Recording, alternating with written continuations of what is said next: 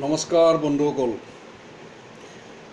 অমৃতেশ্বৰ পুত্ৰালৈ আপোনালোকক আকৌ এবাৰ স্বাগতম জনাইছোঁ।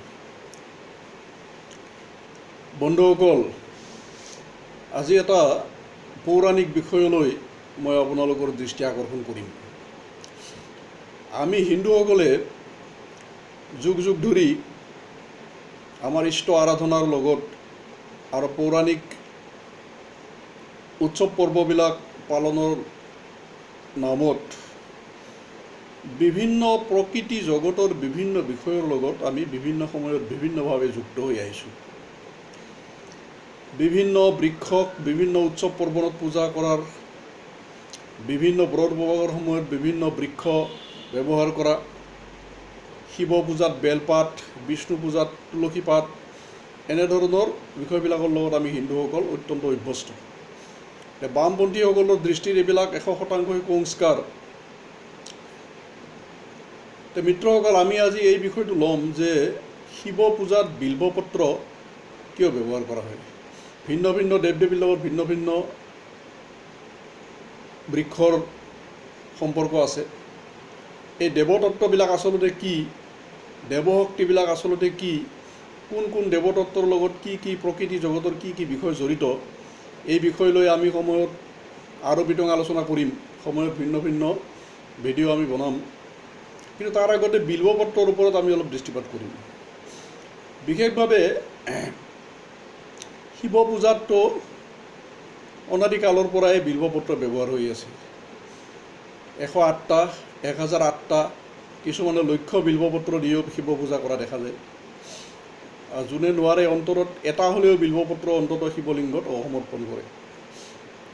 মিত্ৰসকল, যিসকল ঋষিয়ে আমাক প্ৰকৃতিৰ লগত যুক্ত কৰি দিছিল প্ৰত্যেক পদে পদে বিভিন্ন উপলক্ষ বাহিৰ কৰি, কেতিয়াবা ব্ৰত চতুৰ্দশীৰ নামত, কেতিয়াবা একাদশীৰ নামত, কেতিয়াবা পূৰ্ণিমাৰ নামত, কেতিয়াবা দৌল পূৰ্ণিমা, বিভিন্ন বিভিন্ন উৎসৱ পৰ্বণৰ নামত আমাক বিভিন্ন বৃক্ষ জগতৰ লগত আমাক যুক্ত কৰি থৈ দিছিল।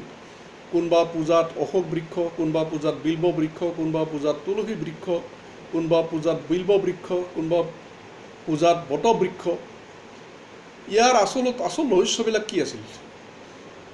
যে ঋষিসকল আছিল প্ৰকৃতিৰ উপাসক। কাৰণ তেওঁলোকে জানিছিল যে মনুষ্য যদি বাচি থাকিব লাগে তেনেহ'লে প্ৰথমতে আমি প্ৰকৃতিক বচাই ৰাখিব লাগিব। প্ৰকৃতিক প্ৰতি মুহূৰ্ততে প্ৰকৃতিক পোষণ কৰিব লাগিব। প্ৰকৃতিক যদি আমি পোষণ কৰোঁ, প্ৰকৃতিক যদি বচাই ৰাখোঁ, তেতিয়াহে আমি মনুষ্য জাতি বাচি থাকিব পাৰিম। যদি আমি স্থূল ভোগৰ উপকৰণ নিৰ্মাণৰ কাৰণে প্ৰকৃতি ধ্বংস কৰোঁ, প্ৰকৃতিৰ ওপৰত অত্যাচাৰ আৰম্ভ কৰোঁ, তেনেহ'লে আমিও তাৰ পৰিণতি স্বৰূপে অনন্ত কোটি দৈবী দুৰ্যোগ আৰু শাৰীৰিক মানসিক অনন্ত কোটি দুৰ্যোগৰ বলি হ'ব লাগিব আৰু তিল তিল তিল তিল কৰি নিশেষ হৈ যাব লাগিব। এই কথাটো ঋষিসকলে উপলব্ধি কৰিব পাৰিছিল। গতিকে আমাক প্ৰকৃতিৰ লগত যুক্ত কৰি ৰখাৰ কাৰণে নদ নদী, বিভিন্ন ধৰণৰ নদী পূজা আমাৰ ভাৰতত আহিছে। ক'ৰ পৰা আহিছে? যে নদীৰ মহিমা যাতে মানুহে বুজি পায়। এখন নদী এজন ব্যক্তিৰ কাৰণে নহয়, এখন সমাজৰ কাৰণে, ৰাষ্ট্ৰৰ কাৰণে যে কিমান মংগলকাৰী, এই মহিমাবিলাক মানুহে যাতে বুজি পায়, ঋষিসকলে আমাৰ অন্তৰত কি কৰিছিল? পূজাৰ ভাৱনা জাগ্ৰত কৰি দিছিল। যে বৃক্ষৰ মহিমা মানুহে যাতে বুজি পায়। বিশেষ কৰি যিবিলাক বৃক্ষ মানুহৰ শৰীৰৰ কাৰণে অত্যন্ত প্ৰয়োজনীয় বৃক্ষ, যিবিলাক যেনে অশ্বগন্ধা, তুলসী, শতাবৰ, বেল আদি যিবিলাক বৃক্ষ, এইবিলাক বনৌষধি বৃক্ষ। তাৰ ভিতৰত কিছুমান দৈবী বনৌষধি আছে। যিবিলাক বৃক্ষ মানুহৰ শৰীৰৰ কাৰণে, মনৰ কাৰণে, আত্ম উন্নতিৰ কাৰণে, ব্যাধি বিনাশৰ কাৰণে, দীৰ্ঘায়ু লাভৰ কাৰণে, সকাৰাত্মক উৰ্জা বৃদ্ধি কৰাৰ কাৰণে, চাৰিওফালৰ পৰা মংগলদায়ক, সেই বৃক্ষবিলাকৰ লগত আমাক কিবা নহয় কিবা প্ৰকাৰে যুক্ত কৰি ৰাখিবৰ কাৰণে আমি যাতে সেই বৃক্ষবিলাকক ৰক্ষা কৰোঁ, আমি যাতে প্ৰকৃতিক ৰক্ষা কৰোঁ, পাহাৰক ৰক্ষা কৰোঁ, পৰ্বতক ৰক্ষা কৰোঁ, তাৰ কাৰণে ঋষিসকলে সকলোৰে প্ৰতি আমাৰ অন্তৰত প্ৰথমতে পূজা বুদ্ধি সৃষ্টি কৰিব বিচাৰিছিল। আৰু পূজা বুদ্ধি সৃষ্টি কৰাৰ ফলতহে আমি সেই বস্তুটোৰ মহিমা আমি এদিন বুজি পাম। ঋষিসকলে জানিছিল যে এটা বস্তুৰ প্ৰতি যেতিয়া পূজা বুদ্ধি হ'ব, তেতিয়া সেই বস্তুটোৰ অভ্যন্তৰত আমি হয়তো প্ৰৱেশ কৰিম। প্ৰৱেশ কৰিলে তাৰ বিজ্ঞান উপলব্ধি কৰিব পাৰিম যে সেই বস্তুটোৰ মাজতনো আচলতে কি আছে।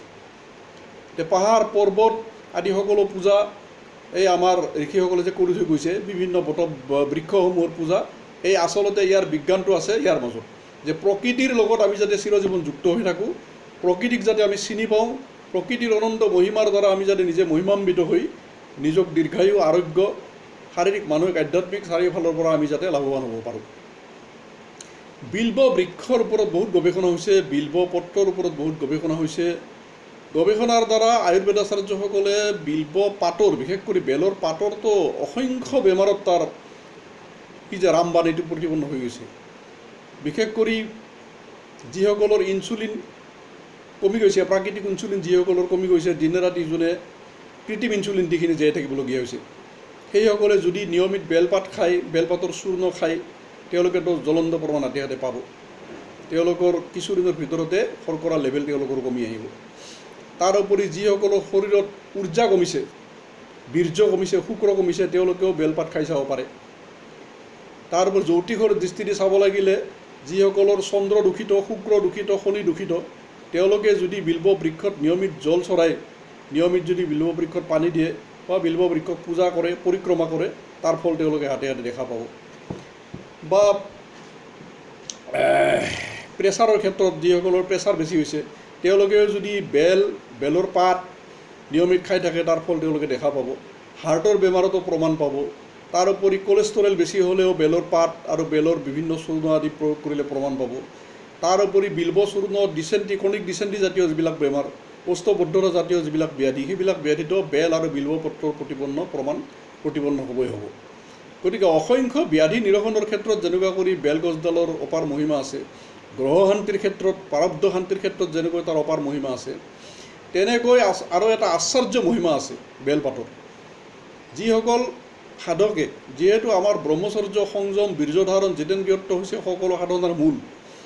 জ্ঞান, ভক্তি, যোগ, তন্ত্ৰ, মন্ত্ৰ, অনন্ত কোটি সাধনা যিসকলে কৰি আছে, যি সাধনাৰ মাজেৰে আত্মশান্তি বা ব্ৰহ্মলাভৰ কাৰণে মানুহ আগবাঢ়ি নাযাওক কিয়, মূলটো হৈছে বীৰ্য ধাৰণ, মূলটো হৈছে ওজ শক্তিক ধাৰণ, মূলটো হৈছে সংযম ব্ৰহ্মচৰ্য।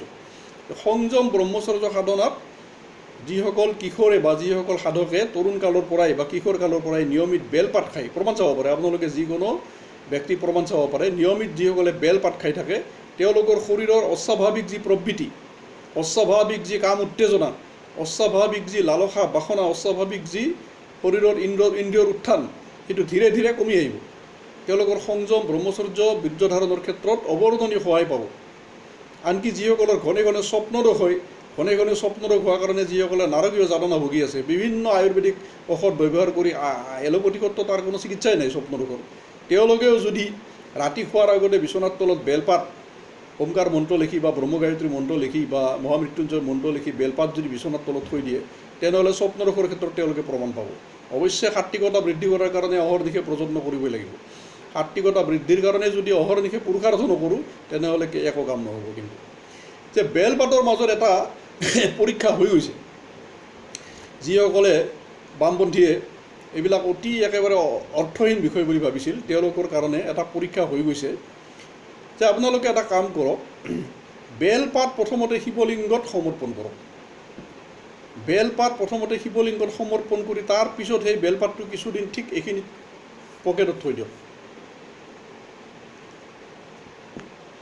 যদি অলপো সংবেদনশীলতা যদি আমাৰ মাজত থাকে মিত্ৰসকল, আমি যদি সাধনাৰ বলত, সাত্বিকতাৰ বলত যদি সংবেদনশীলতা আৰু আমাৰ ষষ্ঠ ইন্দ্ৰিয়ক যদি অলপো যদি জাগ্ৰত কৰিব পাৰিছোঁ, আমাৰ চেঞ্জিভিটি, তেনেহ'লে আমি এই বেলপাতটোৰ পৰা যি শুদ্ধ সাকাৰাত্মক উৰ্জা আমাৰ শৰীৰত আহি থাকে, সেইটো আমি 2-3 মিনিটৰ ভিতৰতে উপলব্ধি কৰিব পাৰিম।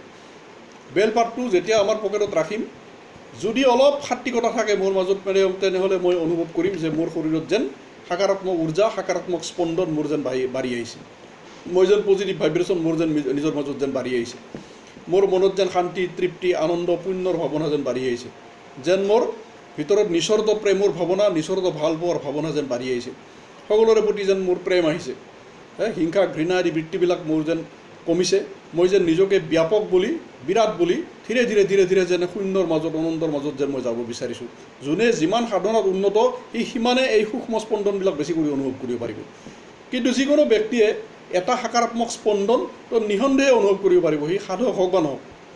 কোনোবাই যদি চকুত ক'লা কাপোৰ এখন বান্ধিও যদি 10টা পাতৰ ভিতৰত এটা কৰি বেলেগ বেলেগ পাতো যদি ইয়াতে লৈ থাকে শিৱলিংগত অৰ্পণ কৰাৰ পিছত, তেনেহ'লে সি অনুভৱ কৰিব পাৰিব যে যেতিয়া বেলপাতটো যেতিয়া শিৱলিংগত অৰ্পণ কৰি যেতিয়া ইয়াতে ল'ব, তাৰপিছত সি অনুভৱ কৰিব পাৰিব যে কিবা এটা যেন শান্তি, কিবা এটা যেন আনন্দ, কিবা এটা যেন পাতল পাতল পাতল পাতল মনৰ যেন ভাৱ বাঢ়িছে। অৰ্থাৎ শৰীৰত যেন শুদ্ধ ভাইব্ৰেশ্যন, শুদ্ধ উৰ্জা যেন বাঢ়ি গৈছে যেন, এনে এটা অনুভৱ কৰিব। গতিকে উৰ্জা জোখা আজিকালি যন্ত্ৰ ওলাইছে মিত্ৰসকল, ইউনিভাৰ্চেল অৰা স্কেনাৰ, বিভিন্ন ধৰণৰ স্কেনাৰ ওলাইছে। আনকি মানুহৰ শৰীৰত কোনটো গ্ৰহৰ কি প্ৰভাৱ, সেই গ্ৰহবিলাক স্কেন কৰাও আজিকালি যন্ত্ৰ ওলাইছে। যদি ইউনিভাৰ্চেল অৰা স্কেনাৰৰ দ্বাৰাও যদি এই শিৱলিংগত অৰ্পণ কৰা বেলপাতটো যদি পৰীক্ষা কৰা হয়, সেই বেলপাতটোৰ পৰা বহুত বেছি উৰ্জা, সাধাৰণ বেলপাতত কৰি বহুত বেছি উৰ্জা ওলাই থকা প্ৰমাণ পাব। আৰু সেই বেলপাতটো শৰীৰত লোৱাৰ পিছত শৰীৰৰ উৰ্জা যে বাঢ়িছে, শৰীৰৰ ভাইব্ৰেশ্যন যে বাঢ়িছে, তাৰ প্ৰমাণ প্ৰতিপন্ন কৰিব পাৰিব। যিসকল সাধক, যিসকলে ওংকাৰ মহামন্ত্ৰ, ব্ৰহ্মগায়ত্ৰী বা মহামৃত্যুঞ্জয় আদি মহামন্ত্ৰৰ সাধনাত অহৰ্নিশে লিপ্ত হৈ আছে, তেওঁলোকে নিজৰ সাত্বিকতা বৃদ্ধিৰ ক্ষেত্ৰত, সংযম বৃদ্ধিৰ ক্ষেত্ৰত, ব্ৰহ্মচৰ্য বৃদ্ধিৰ ক্ষেত্ৰত, শান্তিৰ অভিবৰ্ধনৰ ক্ষেত্ৰত, নিজৰ শৰীৰক এক অৱৰ্ণনীয় পাতল পাতল পাতল পাতল ভাৱ অনুভৱ কৰাৰ ক্ষেত্ৰত আৰু উত্থানৰ ক্ষেত্ৰত, তাৰমানে নিজৰ চেতনা মোৰ যেন মূলাধাৰৰ পৰা যেন ওপৰলৈকে উঠি আহিছে, মই যেন আকাশত উঠি আহিছোঁ, মোৰ চেতনা যেন আকাশমুখী হৈছে, মই যেন মহাব্ৰহ্মত যেন আনন্দ সাগৰত যেন ডুবি আহিছোঁ। যিমানে সাধনা কৰিব সিমানে তাৰ ফলবিলাক পাই যাব। গতিকে তুলসী পাতৰ ক্ষেত্ৰতো তেনেকুৱা। তুলসী পাতৰ মাজত বিভিন্ন দৈৱী গুণ পাইছিল ঋষিসকলে। এতিয়া গৱেষণা কৰি আয়ুৰ্বেদেও তাৰ বিভিন্ন দৈৱী গুণ পাইছে। শৰীৰৰ বিভিন্ন ৰোগ 367টা নে 68টা বেমাৰৰ ক্ষেত্ৰত তুলসী পাতৰতো অৱৰ্ণনীয় মহিমা প্ৰতিপন্ন হৈছে।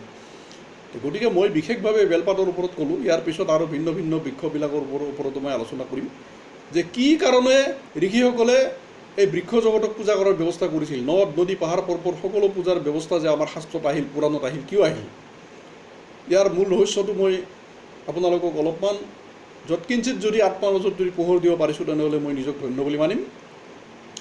আৰু বামপন্থীবিলাকে যেনে ধৰণৰে প্ৰচাৰ নকৰক কিয়, অন্ধবিশ্বাস বুলি মঠ মন্দিৰ তীৰ্থস্থান বেলপাত তুলসী পাতৰ পৰা আদি কৰি সকলো বিষয় অন্ধবিশ্বাস বুলি যিমানেই প্ৰতিপন্ন কৰিব চেষ্টা নকৰক কিয়, আপোনালোকে তেওঁলোকক যাতে ছায়েন্সটো বুজাই দিব পাৰে, অৰা স্কেনাৰ মেচিন তেওঁলোকৰ সন্মুখত আনি মন্ত্ৰৰ প্ৰভাৱ, জপৰ প্ৰভাৱ, তপৰ প্ৰভাৱ, যজ্ঞৰ প্ৰভাৱ, হৱনৰ প্ৰভাৱ, পঞ্চগব্যৰ প্ৰভাৱ, গৌ সেৱাৰ প্ৰভাৱ, ঋষিসকলে কৈ থৈ যোৱা প্ৰতিটো বস্তুৰ প্ৰভাৱ, পুৰাণত থকা প্ৰতিটো নীতি নিয়ম, ব্ৰত উপবাস আদিৰ পৰা আদি কৰি সকলো বস্তুৰ প্ৰভাৱ কেনেকুৱা কৰি জীৱন্তৰূপে আমি পাওঁ, আপোনালোকে যাতে এইটো দেখাই দিব পাৰে, বামপন্থীসকলক যাতে জ্বলন্ত প্ৰমাণ দিব পাৰে, মই এই মেছেজ দিলোঁ আপোনালোকক। যদি মোৰ ভিডিঅ'টো ভাল পাইছে তেনেহ'লে লাইক শ্বেয়াৰটো নিশ্চয় কৰিবই। লগে লগে মোৰ ভিডিঅ'বিলাক আপোনালোকে ছাবস্ক্ৰাইব কৰিব, যিসকলে ছাবস্ক্ৰাইব কৰা নাই। এই প্ৰাৰ্থনা কৰিলোঁ আৰু এই প্ৰাৰ্থনা কৰি আপোনালোকৰ পৰা বিদায় গ্ৰহণ কৰিলোঁ।